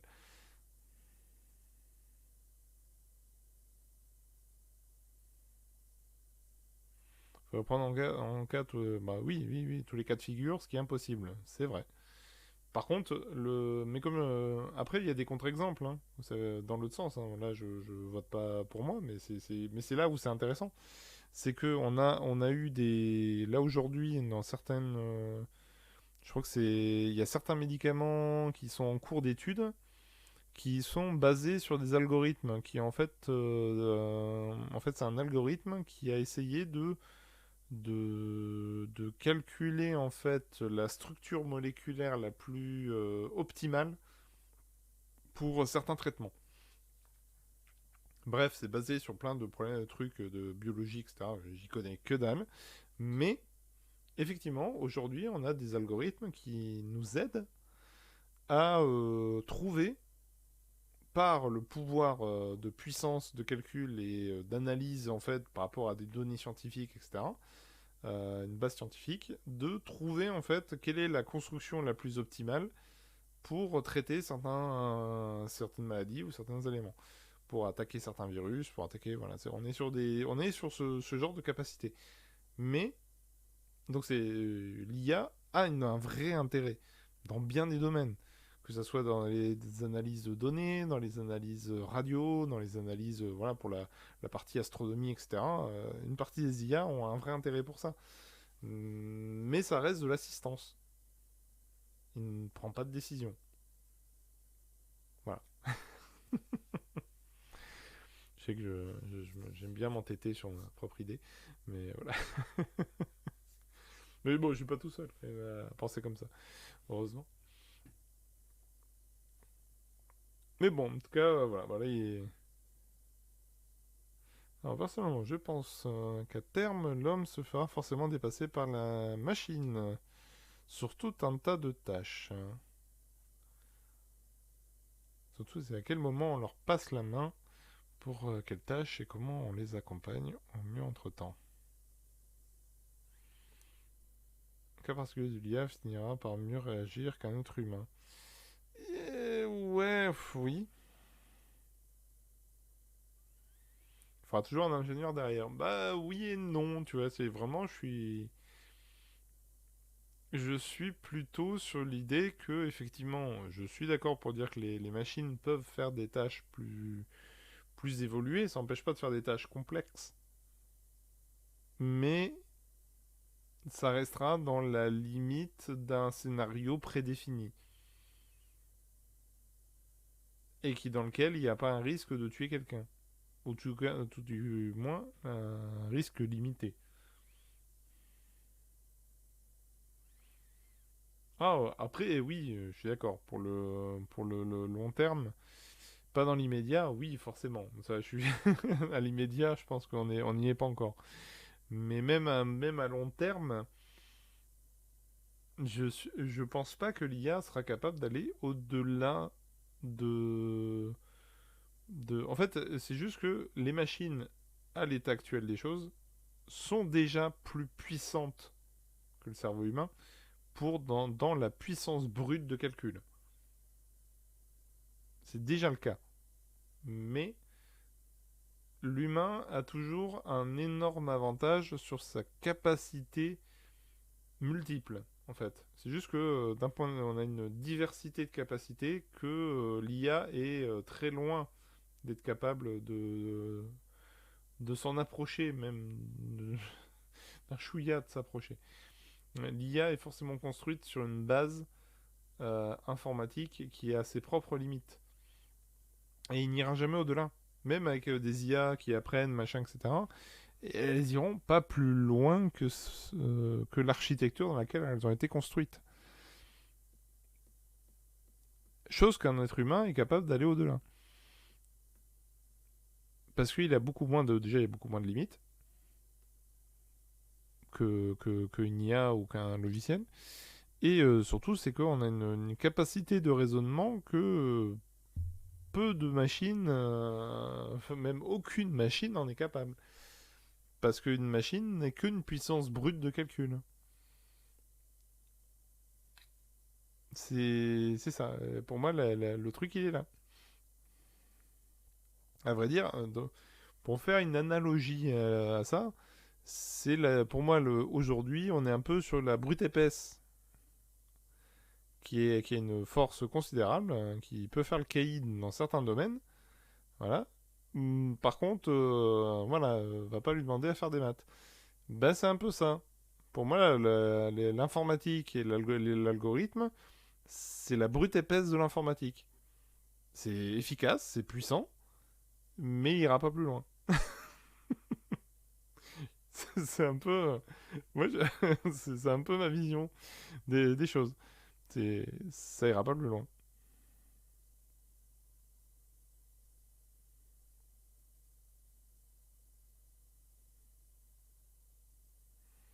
Oula, ouais, alors bon, là, pour ceux qui suivent pas forcément le chat, mais bon, ils le voient un peu écrit, c'est effectivement. Même. Oui, oui, effectivement, il y aura des connexions neurales. Enfin, il y aura. On suppose qu'il y aura des connexions neurales. On suppose pour l'instant, parce que on a la technologie pour un voilà, Neuralink, etc. Donc on sait comment insérer des électrodes. De là à savoir communiquer via les électrodes, on n'y est pas encore, hein, voilà. Mais soit, si on considère que même ici il y a ça, l'algorithme ne sera pas capable d'aller plus loin. C'est une brute épaisse. Donc ça va être une brute force qu'on va mettre, qu'on peut connecter au cerveau, donc c'est génial. C'est-à-dire qu'en fait, on pourra joindre les deux univers. C'est-à-dire que du coup, on aura l'intelligence de l'être humain connectée à une brute épaisse qui te permet de faire des calculs de brutasse comme ça. Génial, oui. Mais l'algorithme se limitera toujours à cette capacité de brute épaisse.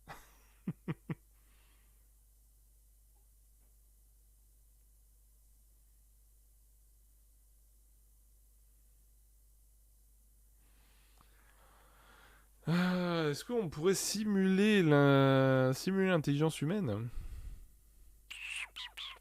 Ouais. Enfin, pour l'instant, ça reste de la science-fiction. On s'imagine qu'à l'état actuel des choses, on est capable de reproduire ces éléments-là. Pour l'instant, on en est encore très loin. Alors, je dis pas qu'à terme, ça soit possible. Enfin, rien nous enfin, aujourd'hui, on fait de... c'est des futurologues, je crois. Hein, c'est de la futurologie. Hein, je pense que c'est pas le bon terme, mais bref. Oui, enfin, on peut s'imaginer que potentiellement ça peut arriver. Après, voilà, mais je suis pas convaincu qu'on puisse dépasser cette limite-là. C'est au même titre, en fait, je vois ça au même titre que, comment dire, que la vitesse de la lumière. C'est intrinsèquement dans la physique elle-même de nos hypothèses actuelles, de notre base de connaissances, mais assez solide pour être vraiment un fondamental de la physique aujourd'hui. Voilà, la limite de la vitesse de la lumière. Pour moi, c'est un peu la même chose.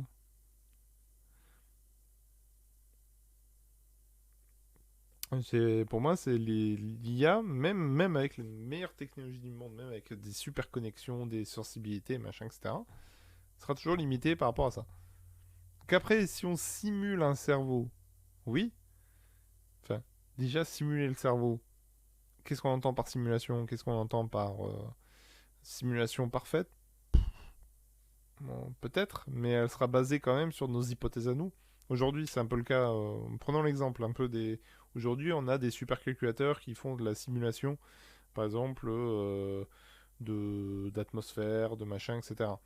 Ok, on fait une simulation. Actuellement, les simulations, même avec un supercalculateur, machin, etc., sont limitées par rapport aux données qu'on leur rentre. Donc, on leur rentre des données qu'on connaît déjà. Vu qu'aujourd'hui, on ne sait pas comment marche le cerveau, je vois pas quelles données on va rentrer. C'est un peu. Alors, peut-être au loin, peut-être. Oui, on pourra simuler en fonction de ce qu'on s'imagine de ce que ça peut être. Donc, ouais, on aura des résultats qui corroborent ce qu'on pense par rapport à des données qu'on a rentrées. Après, est-ce que ça a marché? Ça, on en est très loin.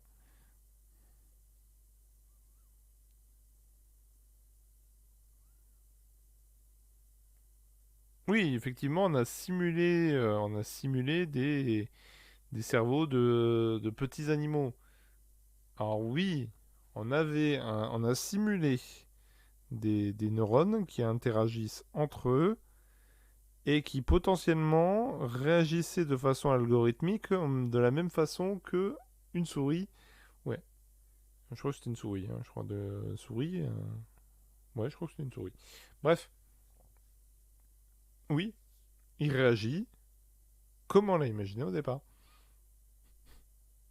de l'état actuel de nos connaissances. L'état actuel de nos connaissances, c'est qu'on ne comprend pas le cerveau. Donc, ne comprenant pas comment fonctionne l'interaction, et enfin, ne comprenant pas exactement comment une notion de conscience, etc., peut se construire avec des neurones, sur quoi tu te bases pour le simuler, quoi. C'est oui, tu auras des neurones qui vont interagir, ok. On peut aller très loin sur des interactions, machin, etc. Et qu'est-ce qui fait à l'état actuel des choses, enfin voilà, après là on est vraiment dans l'hypothétique de l'avenir. Bah, si un scientifique trouve l'algorithme miracle qui permet de simuler la vie, bon bah voilà, on aura trouvé l'algorithme miracle qui simule la vie. Mais en tout cas, pour l'instant, c'est pas le cas. Donc on verra. Voilà, c'est un peu le mot, le point final là-dessus. Mais en tout cas, c'est l'état actuel des choses. Je suis vraiment pas convaincu par ces technologies-là. Sauf à de l'assistance.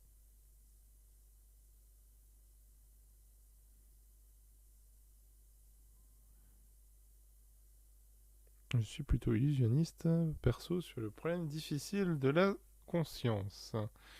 Oui, si tu veux. Si tu veux. Mais bon, ce qui est sûr, en tout cas, c'est que c'est pas pour demain. Voilà, on va dire, peut-être finir là-dessus. Ce n'est pas pour demain. Bon, en tout cas, là, il est 23h43. Je vais peut-être finir sur une dernière actualité. Voilà, pour essayer de. Voilà, pour conclure un peu ce live. Sur une petite actualité un peu drôle que j'ai vue sur Numérama. Un site qui permet de retrouver un peu comment dire, les bruits d'antan. Je vais parler comme un vieux. Voilà. En montant, hein, ça faisait ce bruit-là. Et donc, effectivement, ils ont fait ils ont répertorié un peu tous les bruits de l'époque.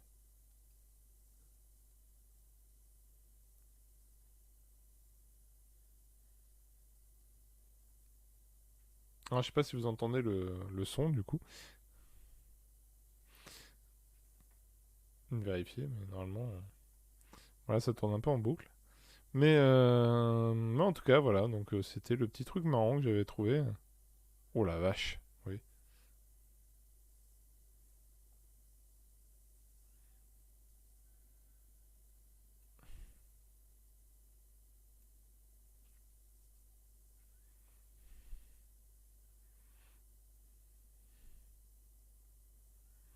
Ah, il n'y a pas le son. Ah bah, on va essayer de remédier à ça, du coup.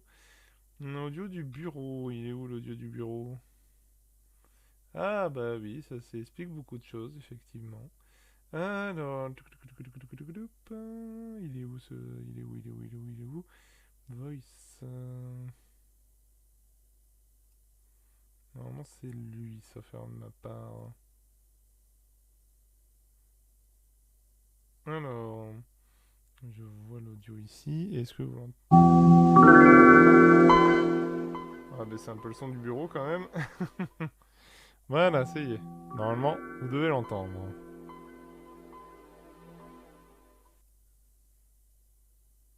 Vous me dites si c'est mieux, si vous l'avez entendu. Mais là, je crois que j'ai vu la jauge bouger, donc a priori, c'est bon. Donc voilà, en tout cas, c'était le petit truc marrant que j'avais trouvé. Ah, ils ont un Tamagotchi. Avec un son bizarre d'un mec derrière, mais c'est pas grave. Ouais, effectivement, ça commence à dater ces bruits-là. Est-ce qu'ils ont mis le 56K? Oh putain, ah ouais, oui. Mais ils ont pas mis le 56K, hein. Moi je suis déçu hein, quand même. Hein. Ah ce torture. Euh... Ah si, quand même.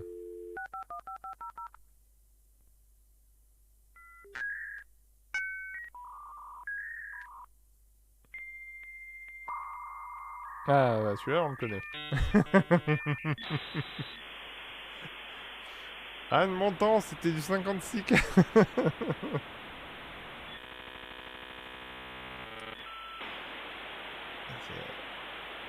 C'était douloureux quand même, hein, je trouve. Hein.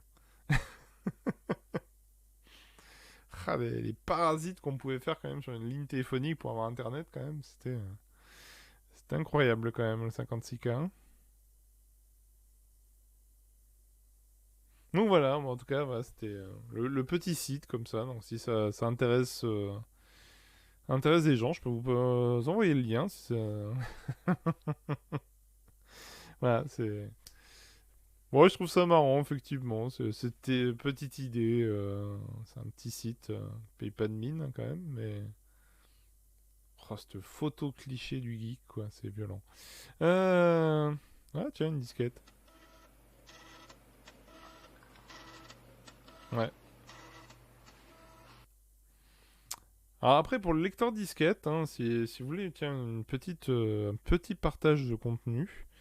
Je sais pas si vous connaissez c'est un, comment dire, des vidéos YouTube où le mec il refait de la musique avec des lecteurs disquettes. Je pense qu'il y en a qui ont dû déjà le voir. En tout cas, si vous l'avez pas déjà vu, je peux vous en passer une vidéo. Alors, je sais pas si j'ai les droits du coup. Tiens, c'est une question ça. Twitch, droit? Bon, ça va, j'ai pas assez de monde pour que ça pose problème. Mais du coup, effectivement, ouais, ça m'a toujours fait rire ce truc. Parce que je serais très curieux quand même de voir tout ce que ça implique derrière, en fait. Quel est le bout de code qui permet de faire le bruit exact à tel endroit du disque avec comment dire, le lecteur disquette. Après, il fait ça aussi avec des disques durs qui font des tacs, etc. Et je sais que on revient sur le mini PC à 14 dollars. Hein, c'est voilà, les bidouilleurs de l'extrême. Voilà quoi, c'est exactement ça.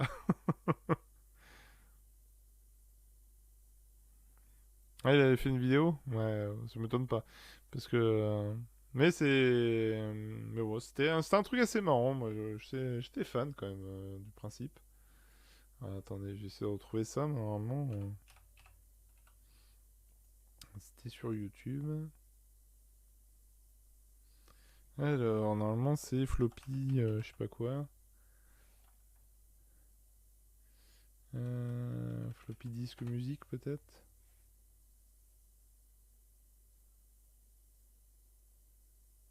Alors, est-ce qu'il a fait des musiques jeux vidéo? Parce que ça, normalement, j'ai les droits. Bah voilà. Enfin, j'ai les droits. Ce sera plus simple.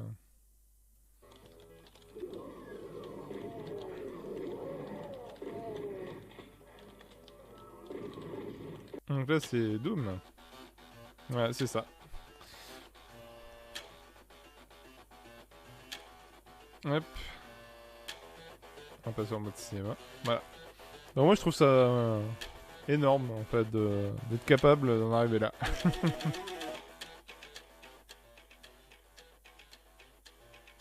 Enfin, surtout là, avec l'algorithme qu'on voit défiler derrière, c'est très très puissant, je trouve. Mais bon, j'espère pas me faire défoncer par Twitch. Bon, en tout cas, je vais peut-être couper l'extrait, hein. Mais en tout cas, voilà, c'est. Je suis fan de ce genre de délire. Voilà, bref, en tout cas, c'était la petite vidéo de fin pour ceux qui connaissent pas, du coup. Hein, c'est Powell Zadrowniak. Alors, excusez-moi pour l'écorchage de la mort que je viens de faire. Donc c'est Flopotron, The Flopotron, c'est le nom de ses vidéos. Du coup, je crois que c'est toujours à peu près le même nom qu'il met. Et voilà, donc c'était un peu le mot de la fin, voilà, sur ce truc. Bref. Bon voilà, bah, en tout cas c'est le troisième live, je crois. Je compte même plus, c'est devenu une habitude. Bon, du coup, il faut que je vous annonce quand même, du coup, le live de la semaine prochaine n'aura pas lieu. Voilà, je l'annonce parce que du coup, comme ceux ont peut-être déjà repéré le pourquoi, hein, voilà, c'est parce que en fait, la semaine prochaine, c'est la Saint-Valentin. Et du coup, j'ai autre chose de prévu ce lundi, donc voilà. Du coup, ça sera dans 15 jours, ça me permettra d'avoir un peu plus d'actualité. Donc voilà. Donc rendez-vous, ça sera rendez-vous dans 15 jours. Et je tiens à préciser que peut-être, je dis bien peut-être, j'aurai la fibre. Je croise les doigts. Hein. Parce qu'il faut savoir quand même, là, en aparté, d'un point de vue, voilà, c'est que il y a 15 jours, j'ai Free qui m'a annoncé que j'étais éligible. J'ai appelé la semaine dernière. Enfin, j'ai appelé il y a 15 jours. Il m'a dit qu'il fallait attendre 15 jours pour que le dossier soit validé. J'ai appelé il y a une semaine, du coup, pour voir s'ils avaient quand même bien vraiment fait le dossier et pas mis un peu sur le côté comme ils font d'habitude. Ils m'ont dit que non. Finalement, j'ai appelé la semaine dernière, fin de semaine, là. Donc, ils m'ont dit que, bah, en fait, il y a déjà un voisin qui a la fibre. Alors, je dis putain, merci les gars. Moi, ça fait 9 mois que je me bats pour avoir la fibre et ils ont déjà installé un voisin. Bon, bref. Voilà. Donc, du coup, normalement, ils m'ont relié le dossier entre les deux. Et du coup, a priori, ils m'ont dit que normalement, dans les 48-72 heures, je suis censé avoir le mail qui me permet de prendre le rendez-vous du technicien. Putain, 9 mois. Donc, du coup, bah, j'ai l'espoir. Vous imaginez pas à quel point je l'attends, cette fibre, mais d'une force. Ah oui, non, effectivement, ça serait drôle. Enfin, franchement, si le seul créneau de rendez-vous disponible serait le jour de la Saint-Valentin, effectivement, franchement, ça serait épique. Ça serait épique. Mais bon, on verra bien. Euh, on verra bien. C'est... Je sais pas si ma femme me regarde ouais, je la vois pas en ligne du coup, donc non, je pense pas. Mais en tout cas, ça serait drôle. Mais bon, pour l'instant, on va espérer. On va espérer. Parce que, enfin, parce que je dis bien on, parce que bon, à la maison, voilà, c'est compliqué sans la fibre. Très compliqué. J'ai tellement de choses que je voudrais faire et que je peux pas faire. C'est fou. Voilà. En tout cas, voilà, après cette petite lamentation du lundi soir, voilà, bah, on va s'arrêter là. Donc, bah, merci d'avoir suivi ce live, du coup. Hein, c'est pour cette troisième édition d'actualité. J'espère que bon, le nouvel affichage vous a plu. En tout cas, je vois que on a eu quelques personnes en plus, donc merci d'être là, merci d'être venu. J'espère que ça vous a plu. Vous pouvez commenter la vidéo. Vous pouvez aussi aller sur le Discord Conquer World, hein, qui est mon serveur historique dans lequel vous pouvez participer, retrouver les autres participants du live aussi. Et je suis intéressé par vos retours, hein. Donc si vous avez des retours sur le live, des trucs à améliorer, des trucs qui vous ont moins plu, peut-être mes longs débats sur la neutralité des lunettes n'ont pas été forcément les plus intéressants. Ou parler d'astronomie est pas forcément le plus top, mais voilà, c'est à voir. Ou si, au contraire, c'est ce qui vous a plu et que du coup vous voulez que j'en développe plus ces sujets-là, bah voilà, c'est l'occasion de vous exprimer, que ce soit dans le channel live chat du Discord ou carrément dans les topics. Donc il y a soit le off du coin de l'IT, soit la taverne directement du serveur. En tout cas, voilà, n'hésitez pas, moi je suis ouvert à toute suggestion et éventuellement aussi de sujets de débat, parce que potentiellement, j'ai toujours pas oublié le fait de potentiellement lancer des débats. Je vois que neutralité du net ou IA, voilà, ça me semble être un sujet qui peut avoir son petit piquant et intérêt. En tout cas, voilà, je garde ça dans un coin de la tête. Et du coup, bah, je vous dis un bientôt sur Internet, conquérante et conquérant. Allez, ciao.